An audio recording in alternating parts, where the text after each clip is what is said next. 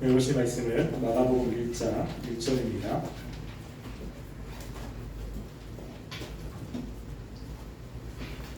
마가복음 1장 1절 함께 한 목소리로 공독하겠습니다. 하나님의 아들 예수 그리스도의 복음의 시작이라. 아멘. 우리가 지난주는 마가복음 전체의 구조에 대해서 살펴보았습니다. 마가복음은 이제 마가가 사람들에게 알려주고자 하는 분명한 메시지가 있습니다. 우리가 그 메시지를 분명히 깨닫는 것이 필요하겠죠. 그래서 마가는 자신이 전하려고 하는 그 메시지를 이 1장 1절부터 명확하게 선포하고 나아갑니다. 그것은 바로 하나님의 아들 예수 그리스도의 복음의 시작이라고 이야기를 합니다. 그래서 앞으로 마가가 이야기하는 그 모든 것이 무엇을 이야기를 하는 것인지를 지금 1장 1절이 먼저 이야기를 하고 있습니다. 그래서 마가복음 1장 1절은 이 마가복음을 해석하는데 굉장히 중요한 열쇠와도 같습니다. 그래서 우리가 1장 1절만 오늘 함께 살펴보려고 합니다. 지금 마가복음 1장 1절의 시작은 지금 우리나라 성경에는 하나님의 아들로 되어 있지만 이 1장 1절의 시작은 무엇이냐면 시작이다라고 하는 겁니다. 지금 마가가 쓰고 있는 이 헬라어는 자신이 중요하게 여기는 단어나 아니면 중요하게 여기는 어떤 의미를 앞으로 무조건 뺍니다. 우리나라 어순에는 주어, 동사가 이렇게 있잖아요. 주어, 그리고 목적어, 그리고 서술어 이렇게 나오잖아요. 근데 헬라어는 그런 것은 조금 자유롭습니다. 그래서 헬라어는 성수 격이 있어가지고 이 격이 맞으면 다 뒤에 있어도 연결이 됩니다. 그리고 성도 있고 수가 있어서 이게 따로따로 떨어져 있어도 그것이 어디에 붙는지가 명확해집니다. 그래서 자신이 강조하고자 하는 것을 무조건 앞으로 빼게 되어 있습니다. 지금 이 마가가 강조하고 있는 것은 시작이라는 겁니다. 지금 이 시작은 이 아르케라고 되어 있는데 이 아르케는 요한복음 1장에도 기록이 되어 있어요. 요한복음 1장에 보면 태초에 말씀이 계시니라 라고 하는 태초가 아르케라고 하는 겁니다. 근데 이 아르케의 이 구약의 뜻은 구약에 사용되는 것은 어디 사용되냐면요. 창세기 1장 1절에 보면 태초에 하나님이 천지를 창조하시니라 라고 하는 그 태초에라고 하는 베레시트가 바로 이 아르케의 헬라어 원문이에요. 그러니까 하나님께서 태초에 이 세상을 창조했습니다. 그리고 그 창조에 의해서 이 세상이 움직여 가게 됐죠. 그런데 그거와 다르게 이제 이 세상은 죄가 들어왔고 그 죄 때문에 하나님이 만드신 세상이 어긋나게 됐습니다. 그래서 그 죄로 인해서 사람들은 고생을 하게 되고 죄의 결과로 사람들의 삶은 피폐하게 되어 있습니다. 그때 하나님께서는 이제 다시 한번 그렇게 힘든 사람들, 죄악에 고통받는 사람들에게 이제 복음이라고 하는 새로운 하나님의 창조를 선포하는 것이 바로 지금 여기 나오는 아르케라고 하는 단어로 시작하는 겁니다. 즉 이제는 하나님께서 이 세상 가운데 사람들에게 복음이라고 하는 것을 전해주려고 하는 거죠. 그리고 복음을 통해서 하나님이 주신 그 놀라운 축복들을 경험하는 그 시작이 여기서부터 시작이 된다라고 하는 거예요. 근데 그 하나님의 놀라우신 재창조의 시작이 누구를 통해서 오게 되냐면 바로 하나님의 아들 예수 그리스도를 통해서 오게 되는 그 복음이라는 것을 먼저 이야기를 합니다. 지금 여기서 마가가 굉장히 중요하게 여기는 대상은 바로 하나님의 아들 예수 그리스도입니다. 그래서 예수 그리스도가 이 땅에 오셨는데 사람들은 그 예수님을 알지 못하죠. 근데 점점점 예수님께서 사역을 하시면서 사람들은 이 예수님이 하나님의 아들이시고 그리스도이심에 그들이 그것을 깨닫게 되는 내용이 마가복음에 나와 있습니다. 그래서 마가복음에서는 지금 여기서 나오는 그 예수님에 대한 수식어 하나님의 아들과 그리스도가 굉장히 중요한 단어로 되어 있어요. 이것은 마가복음을 시작할 때 하나님이 예수님에게 선포한 그 말씀 가운데 하나님의 아들이라고 하는 그 말씀이 있습니다. 우리 마가복음 1장 11절 말씀을 한번 읽어볼까요? 자, 마가복음 1장 11절 말씀 한번 읽어보겠습니다. 시작. 하늘로부터 소리가 나기를 너는 내 사랑하는 아들이라 내가 너를 기뻐하노라 하시니라. 여기 보면 예수님이 세례를 받으실 때 하늘에서 성부 하나님이 성자 예수님에게 이야기합니다. 이는 내 사랑하는 아들이다 라고 하나님이 선포하고 있는 거예요. 사람들은 알지 못하지만 하나님께서 그 예수님에게 내 사랑하는 아들이라고 선포를 했습니다. 또 하나님께서 여기서가 아니라 또 이 뒤에 보면 마가복음 9장 7절 말씀도 볼까요? 이곳에서도 이 성부 하나님은 성자 예수님에게 똑같은 말씀을 하고 있습니다. 마가복음 9장 7절 말씀입니다. 자, 함께 읽어보겠습니다. 시작. 마침 구름이 와서 그들을 덮으며 구름 속에서 소리가 나되 이는 내 사랑하는 아들이니 너희는 그의 말을 들으라 하는지라. 아멘. 여기서도 예수님께서 변화산에 올라갔을 때 하나님께서 그 예수님에게 하신 말씀입니다. 이는 내 사랑하는 아들이라 라고 이야기하죠.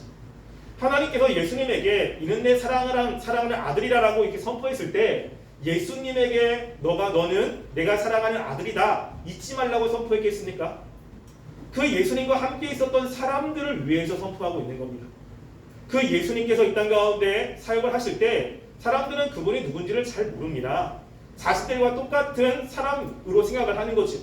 그런데 하나님께서 그 예수님과 함께 있던 사람들에게 음성으로 이는 내 사랑하는 아들이라고 선포를 해주었어요. 하나님이 지금 사람들에게 알려주고 있는 거죠. 근데 이 하나님의 아들이라는 것은 이 성부 하나님만 이렇게 선포하고 있는 건 아닙니다. 하나님을 대적하고 있는 마귀들도 똑같이 두 번이나 예수님을 고백합니다. 우리 마가복음 3장 11절 말씀 좀 볼까요?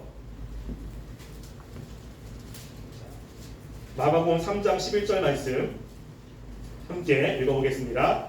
시작. 더러운 귀신들도 어느 때든지 예수를 보면 그 앞에 엎드려 부르짖어 이르되 당신은 하나님의 아들이니이다. 아멘. 예수님께서 이 땅에서 사역하실 때 이 귀신을 추출하죠. 근데 예수님을 맞닥뜨린 귀신들은 하나같이 예수님을 뭐라고 고백하죠? 당신은 하나님의 아들이라고 고백을 합니다. 사람들은 알지 못하지만 이 영에 있는 그 마귀들은 예수님이 누군지를 정확하게 알고 있는 겁니다. 그 사람들은 예수님을 하나님의 아들로 고백하지 않지만 마귀들은 예수님을 그렇게 고백을 하죠. 또 5장 7절에도 나옵니다. 우리 5장 7절 말씀도 한번 읽어볼까요? 자, 5장 7절 함께 읽어보겠습니다. 시작. 큰 소리로 부르짖어 이르되 지극히 높으신 하나님의 아들 예수여 나와 당신이 무슨 상관이 있나이까? 원하건대 하나님 앞에서 맹세하고 나를 괴롭히지 마옵소서 하니. 아멘. 여기서도 보면 예수님께 이 귀신이 큰 소리로 이야기를 하는 거예요. 뭐라죠? 지극히 높으신 하나님의 아들 예수여 라고 이야기합니다. 그래서 지금 이 예수님을 마귀가 계속해서 하나님의 아들이라고 선포를 하고 이야기를 하고 있는 거예요. 근데 시간이 지나가면서 이제 이 선포를 이렇게 예수님을 하나님의 아들이라고 하는 그 고백을 누가 하냐면요. 물론 그 베드로도 합니다. 그렇지만 후반으로 넘어가면 이 마가복음 15장 39절에 이제 마가복음이 끝날 때 사람이 예수님께 이렇게 고백합니다. 마가복음 15장 39절 말씀 볼까요?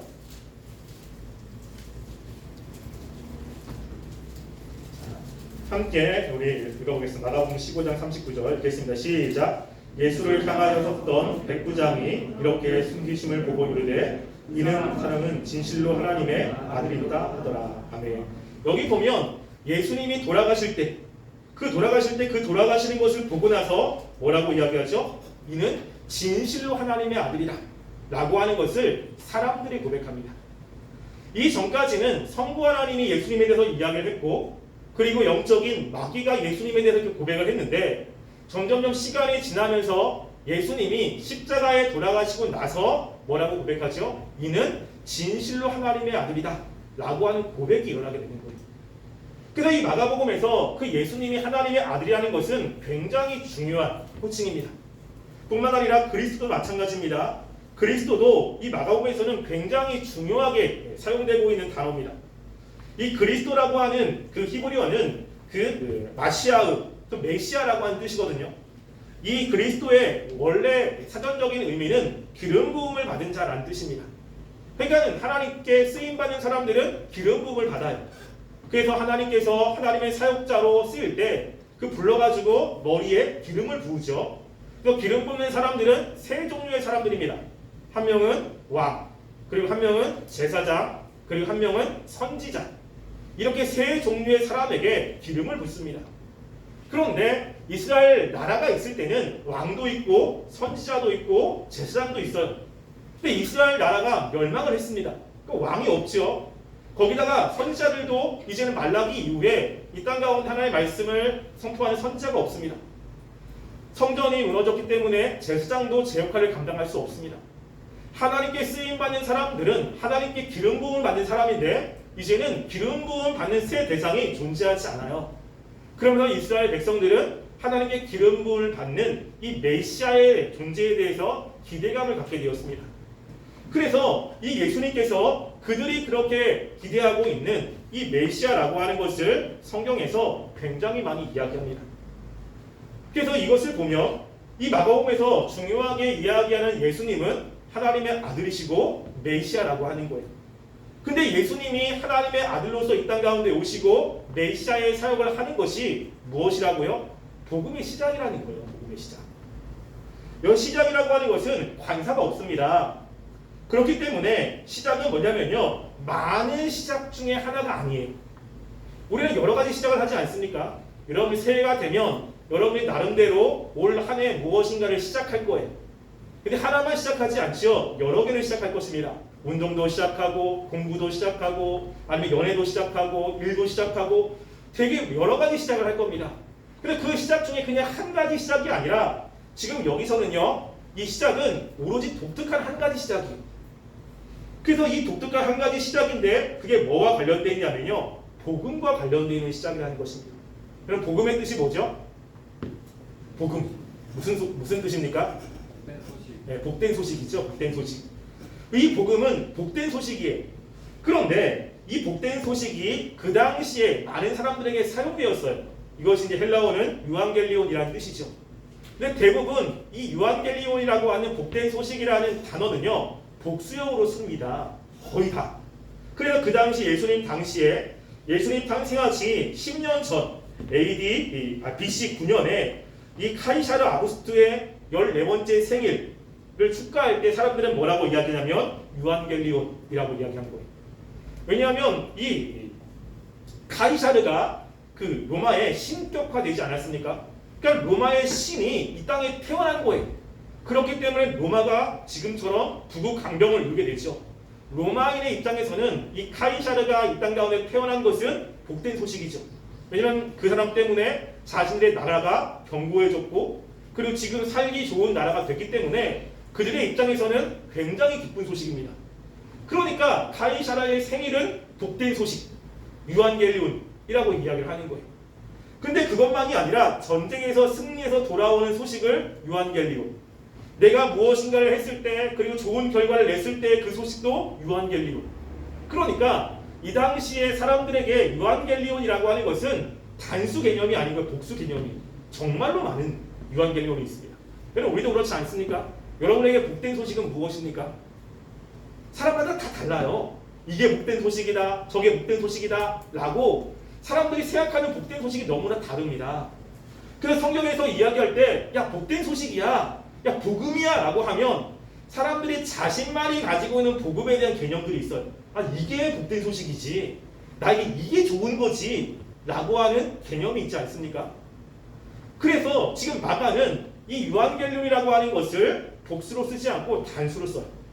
성경은 항상 이 유앙겔리온을 단수로 취급합니다. 무엇이죠? 하나밖에 없다는 거예요. 성경에서 이야기하는 복음이라는 것이 다양한 것이 아니라 하나님이 우리들에게 주려고 하는 복음은 하나밖에 없다는 거예요. 이게 복된 소식의 시작이라는 겁니다. 예수님이 우리에게 주시려고 하는 그 풍성한 복된 소식들, 그 소식은 하나밖에 없어요. 이거밖에 없다는 것입니다. 따라서 여러분 우리가 성경을 읽을 때 성경에서 이야기하는 것들이 무엇인지를 정확히 아는 것이 굉장히 중요합니다. 특별히 이제 마가복음에 보면 하나님이 우리들에게, 하나님의 백성들에게 좋은 것을 주신다라고 이야기를 하거든요. 그럼 좋은 것이라고 할 때 우리는 나름대로 좋은 것들을 생각하죠. 그래서 마태복음에 보면 하나님이 하나님의 자녀들에게 기도할 때 좋은 것을 주신다. 그러면 우리는 그래 하나님이 기도하면 내가 원하는 것을 준다고 이야기합니다. 그런데 마가복음의 독자들은 하나님이 주시는 좋은 것이 무엇인지를 다 알아요. 그렇기 때문에 좋은 것이 무엇인지를 기록하지 않습니다. 왜냐하면 독자들은 그게 뭔지를 다 알고 있기 때문에 그래요. 그래서 우리가 성경을 읽을 때 성경 저자가 이 좋은 것이라고 한 단어를 지칭하고 있는 대상이 무엇인지를 정확히 매치하는 게 중요합니다. 이것을 누가복음은 뭐라고 이야기하냐면 누가복음은 유대인을 대상으로 쓴 것이 아니라 이방인을 대상으로 해서 썼잖아요. 그러니까 좋은 것 하면 이방인들은 자기들이 생각하는 좋은 것을 이야기합니다.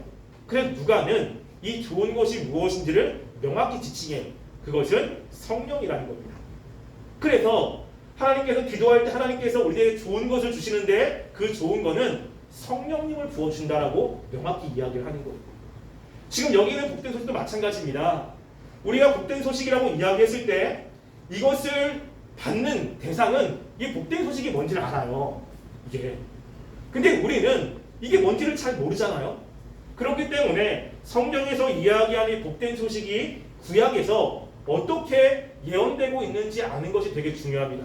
그리고 예수님은 구약에 예언되었던 그 복된 소식을 이 땅 가운데 시작하신 분이에요. 그래서 구약에 보면 특별히 이사야에서 이제 이런 이야기를 많이 하는데요. 그 중에 우리가 누가복음 4장 16절부터 21절 말씀을 볼까요? 이제 마가복음은 아닌데 예수님께서 자신의 사역이 이제 시작이 됐고 선포가 된 것을 이제 말씀을 하고 있는 말씀입니다.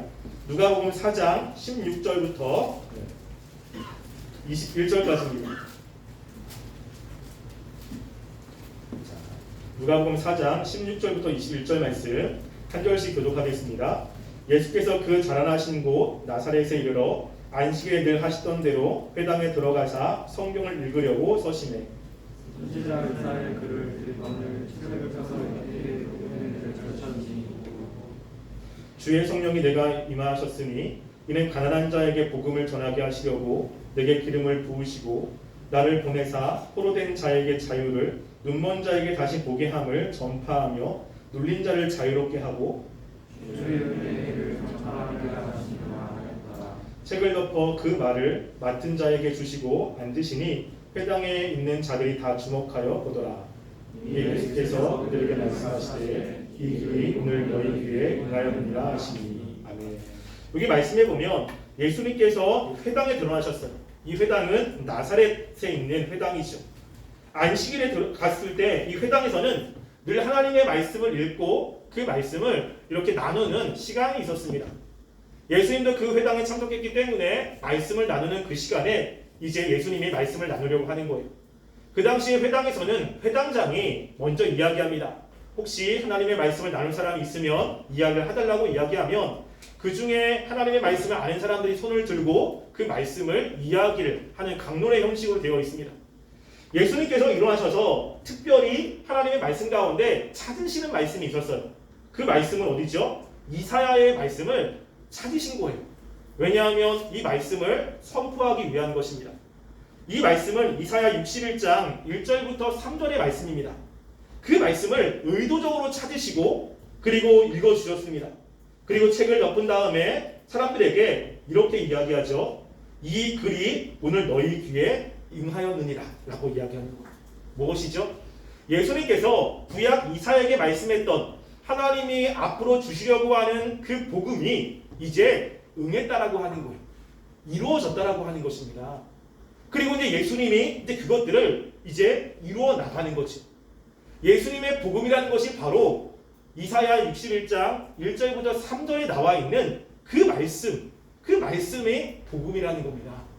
그러면 우리가 이사야 61장 1절부터 3절 말씀이 어떤 말씀인지를 좀 살펴봐야겠죠. 자, 이사야 말씀을 볼까요?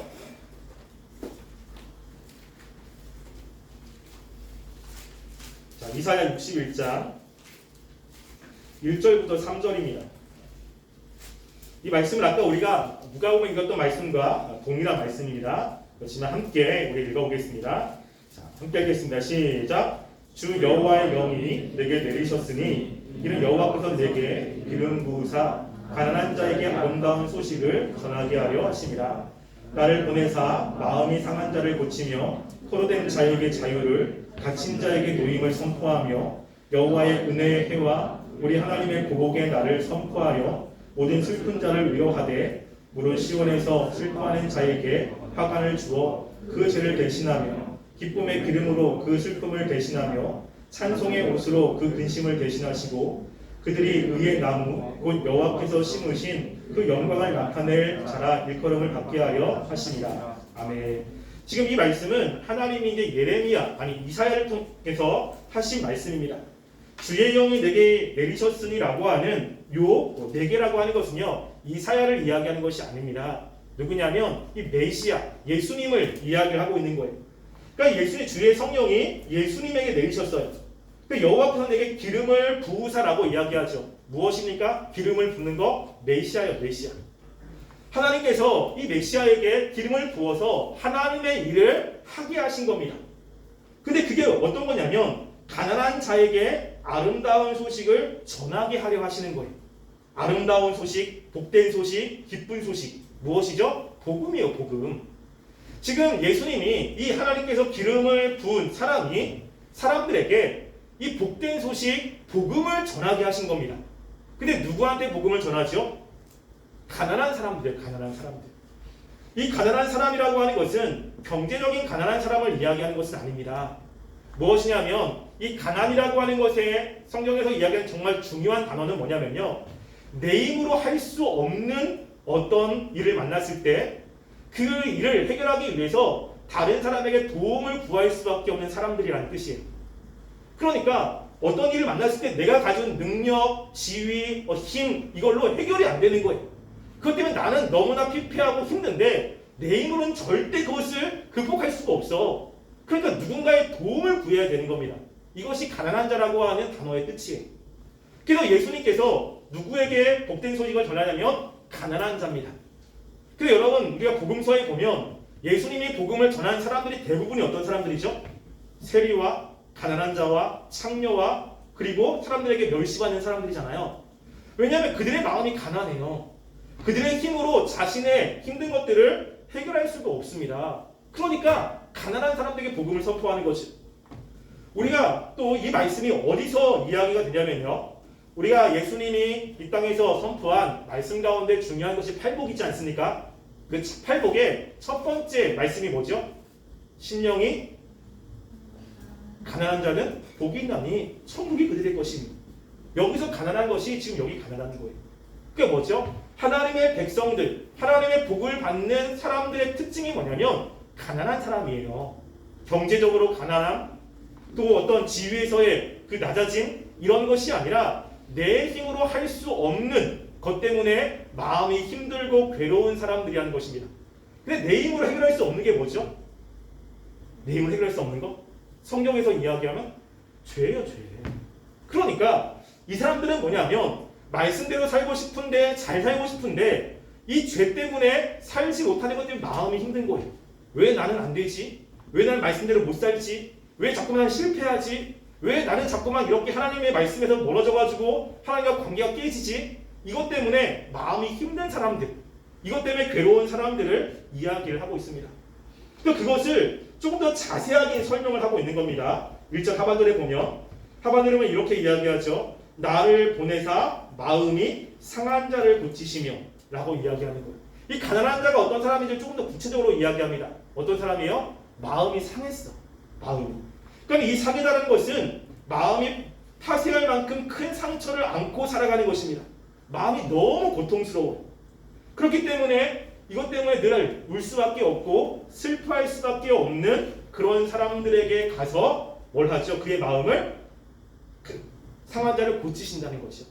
여기서는 우리나라 말로는 고치신다라고 이야기하는데 원어에서는요 마음을 싸신다라고 하는 거예요. 그의 마음을 싸주시는 겁니다. 아프지 않게. 근데 그런 사람들이 또 어떤 사람이냐면 포로된 자에게 자유를 갇힌 자에게 노임을 선포하며 라고 이야기하죠. 포로된 자와 갇힌 자는 어떤 사람이냐면요 다른 나라의 포로가 된 사람들이 아닙니다. 뭐냐면 죄의 포로 그리고 죄에게 갇힌 자들이에요. 그러니까 죄에 갇혀서 여기에서 어떻게 헤어나올 수 없는 사람들에게 무엇을 줍니까? 자유와 노임을 주신다는 것. 이게 복음이라는 겁니다. 그래서 7절 2절에 보시면 여호와의 은혜의 해와 우리 하나님의 보복의 날을 선포하며 모든 슬픈 자를 위로하되라고 이야기하죠. 그래서 하나님께서 이 땅에 은혜의 해와 보복의 날을 선포합니다. 같은 날이에요. 그게 뭐냐면 하나님이 이 땅 가운데 임재했을 때 그것을 이제 방문했다고 이야기를 하거든요. 하나님이 이 땅 가운데 임재했을 때 하나님의 백성들, 하나님의 은혜 가운데 있는 사람들에게는 하나님의 임재가 은혜죠. 그래서 그들에게는 그것이 복된 소식이에요. 근데 반면에 하나님을 대적하는 사람들에게는 하나님의 임재하심은 그것은 형벌의 날입니다. 심판의 날이에요. 즉 지금 하나님의 나라의 도래에 대해서 이야기를 하고 있습니다. 여러분 예수님이 이 땅 가운데 오심은 복음이지요. 그 복음의 중요한 것은 하나님의 통치가 이 땅 가운데 이루어지는 것입니다.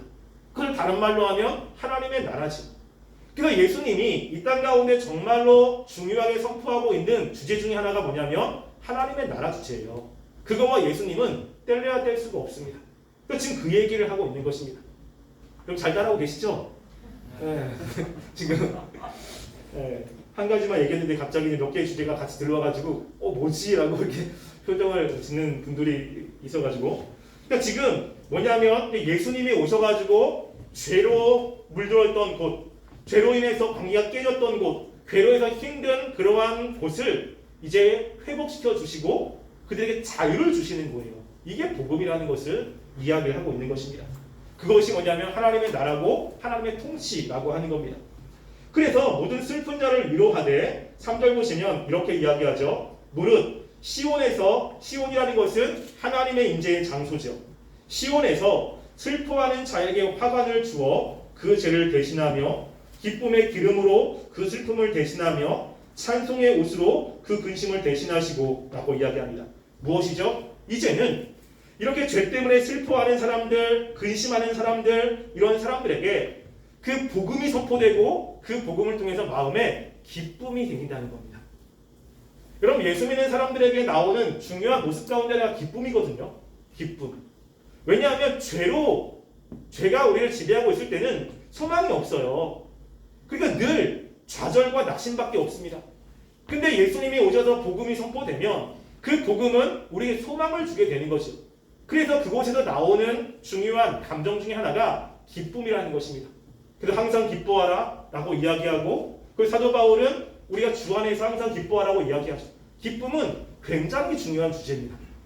그래서 지금 예수님을 믿는 사람들은 이 땅 가운데 삶은 힘들고 어렵지만 그 예수님으로 인해서 소망을 갖고 그 마음속에 기쁨이라는 것을 이제 경험하게 되는 거예요.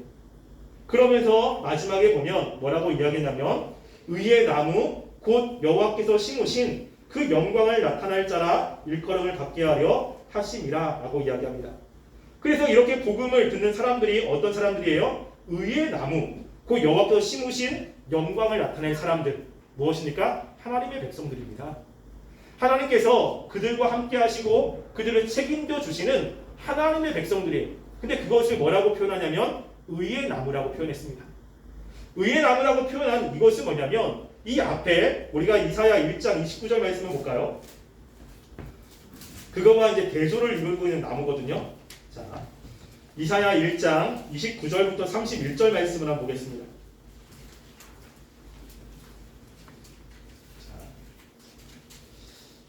이사야 1장 29절 31절 함께 읽어보겠습니다. 시작. 너희가 기뻐하던 상수리 나무로 말미암아 너희가 부끄러움을 당할 것이요 너희가 택한 동산으로 말미암아 수치를 당할 것이며 너는 잎사귀 마른 상수리 나무 같을 것이요 물 없는 동산 같으리니 강한 자는 사물하기 같고 그의 행위는 불티 같아서 함께 탈 것이나 끌 사람을 없을 것이니라. 아멘.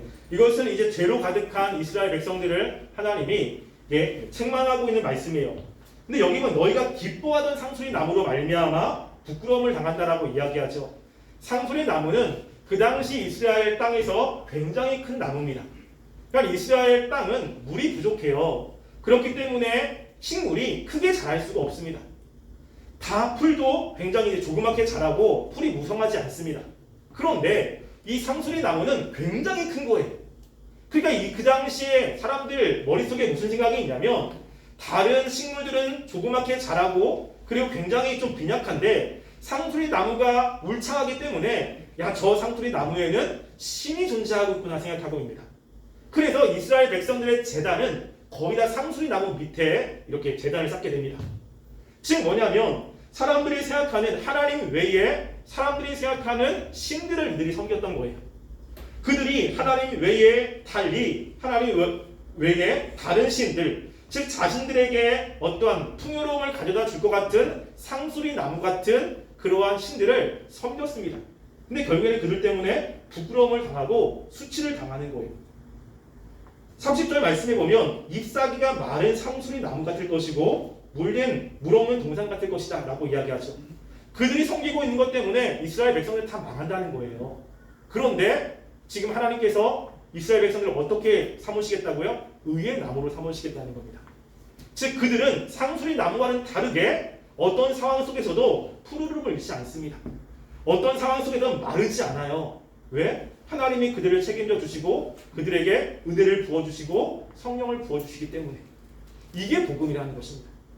그래서 복음을 가지고 있는 사람들은 다른 사람이 볼 때는 절망하는 상황이에요. 다른 사람이 볼 때는 낙심하는 상황이고 살아갈 수 없는 상황이지만 하나님 때문에 그곳에서도 소망을 가지고 살아가게 됩니다.